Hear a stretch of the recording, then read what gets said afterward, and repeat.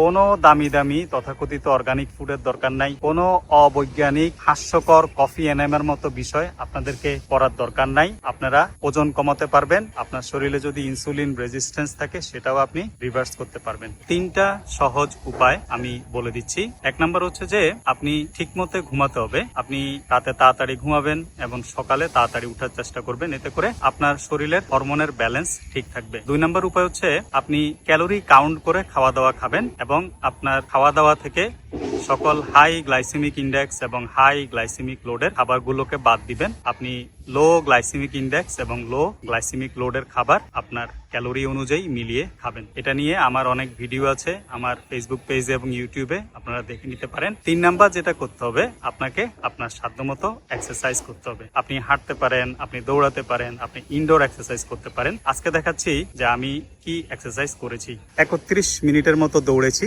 এবং আমি দৌড়ে 2.53 মাইল দূরত্ব অতিক্রম করেছি এবং আমি আজকে 297 ক্যালোরি দৌড়ে খরচ করেছি। দৌড়ানোর সময় আমার এভারেজ হার্ট রেট ছিল 163 বিট পার মিনিট এবং হার্ট রেটের রেঞ্জ ছিল 75 থেকে 174 বিট পার মিনিট এবং আজকে আমার এক্সারসাইজের এফোর্ট ছিল হার্ড।